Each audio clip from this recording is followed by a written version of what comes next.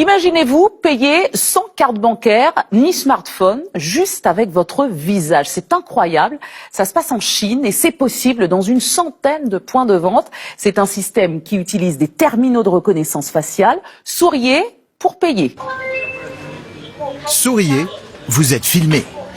Les clients de cette chaîne de boulangerie chinoise n'ont plus à mettre la main à la poche pour payer leur baguette.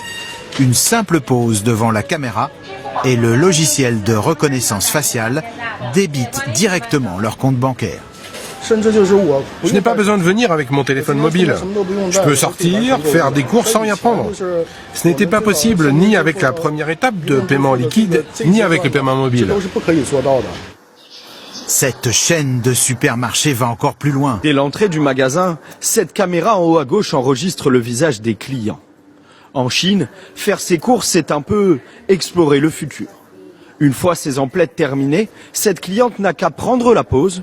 Son visage est identifié, son compte débité. C'est pratique, facile et surtout ça fait gagner du temps.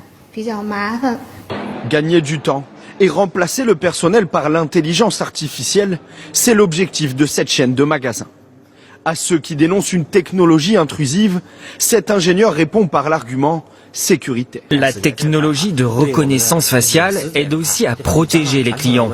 On peut confirmer le paiement avec son visage, ce qui est très important pour la sécurité de votre compte. Dans un magasin traditionnel, quand vous payez, on peut voir votre code de carte bancaire. Avec cette technologie, on protège vos données et la sécurité de votre compte. La Chine se rêve en leader mondial des hautes technologies. Le paiement par reconnaissance faciale est en plein essor, déployé à travers tout le pays, le plus peuplé du monde.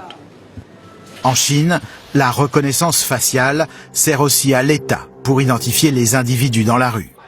Leurs faits et gestes sont répertoriés par informatique.